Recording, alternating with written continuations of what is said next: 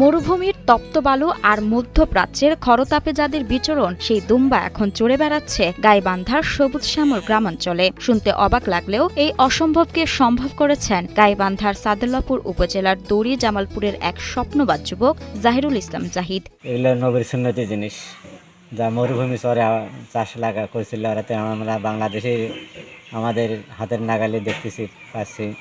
এটা তো আমাদের সৌভাগ্য। দুম্বার খামার তো আগে আমি জীবনে দেখিনি, আমার বাপ দাদাও দেখে নাই। আমরা এখন এখানে দেখতে পাচ্ছি যে পালার মধ্যে সুবিধা আছে, এক পালা গরু মহিষের চা খরচ কম। পেশায় এনজিও কর্মী জাহিদ একবার দিনাজপুরের বোচাগঞ্জে একটি দুম্বার খামার দেখতে যান। সেখানে এই প্রাণী পালনের দৃশ্য দেখে তার মনে জেদ চাপে নিজেও এমন কিছু করে দেখাবেন। ব্যাস সেই থেকেই শুরু। গত বছর সরাসরি ভারত থেকে টার্কি ও আওয়াচি জাতের 5টি দুম্বা নিয়ে যাত্রা শুরু করেন তিনি। আমি প্রথমে ইন্ডিয়া থেকে নিয়ে আসা 3 পিস দুম্বা একজন এজেন্টের মাধ্যমে, পরবর্তীতে আমি আরও 2 পিস দুম্বা নিয়ে আসি।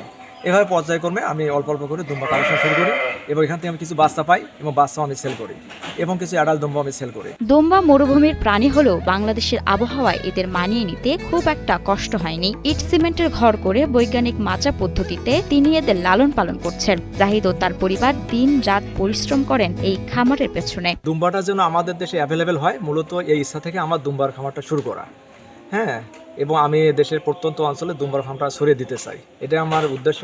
ইতিপূর্বে আমার হাত ধরে 3-4 জন অলরেডি দুম্বা নিয়ে গেছেন এবং তারা ছোট পরিসরে ফার্ম শুরু করেছে। প্রতিদিন নিয়ম করে দুম্বাগুলোকে 3 বেলা ভুসি, খোল আর নিজের জমির টাটকা ঘাস খাওয়ানো হয়। নিয়মিত গোসল থেকে শুরু করে স্বাস্থ্যের প্রতিটি বিষয়ে জাহিদ নিজেই তীক্ষ্ণ নজর রাখেন। দুম্বা আমরা সকালবেলা থাকে হচ্ছে খড় কাটা, ভুসি এবং খোল, এগুলো থাকে। আর দুপুরে দেই হচ্ছে ঘাস, আমাদের জমিতে ঘাস আছে, আমরা ঘাস দিই।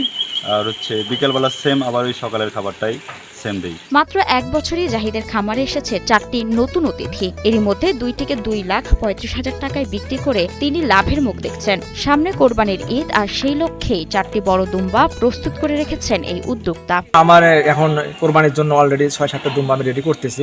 এখন 4টা দুম্বা আছে আমার ফার্মে কোরবানির জন্য। সাদুল্লাপুর উপজেলা প্রাণী সম্পদ কর্মকর্তা ডক্টর সিরাজুল ইসলাম জাহিদের উদ্যোগকে সাধুবাদ জানিয়েছেন। তিনি মনে করেন দুম্বা পালন অত্যন্ত লাভজনক ও বেকার যুবকদের জন্য এটি একটি নতুন আয়ের পথ হতে পারে। স্থানীয় প্রাণী সম্পদ অধিদপ্তর থেকে জাহিদকে সব ধরনের সহযোগিতা দিতে চান তিনি। এই কোরবানি ঈদে এই একটা আকর্ষণ যে উনি 4টা দুম্বা উনি ছাড়বেন, তো আমরা তার যে সাকসেস দেখতে পাচ্ছি, তো এখান থেকে আমরা প্রাণী সম্পদ দপ্তর থেকে তাকে সার্বক্ষণিক যোগাযোগের মাধ্যমে তার যে কৃমিনাশক, তার যে ভ্যাকসিন যেগুলো লাগে, যেগুলো বেসিক সাপোর্ট, সেগুলো আমরা দিয়ে আসতেছি আর সার্বক্ষণিক পরামর্শ দিয়ে আসতেছি। স্বপ্ন দেখতে জানলে আর সেই স্বপ্ন পূরণের সঠিক পরিকল্পনা থাকলে যে কোনো বাধাই টপকানো সম্ভব, তারই জীবন্ত প্রমাণ জাহিদ। মরু অঞ্চলের দুম্বা আজ গাইবান্ধার মাটিতে নতুন সম্ভাবনার দুয়ার খুলে দিয়েছে। জাহিদের এই ব্যতিক্রমী উদ্যোগ আমাদের গ্রামীণ অর্থনীতির জন্য এক বিশাল আশার আলো।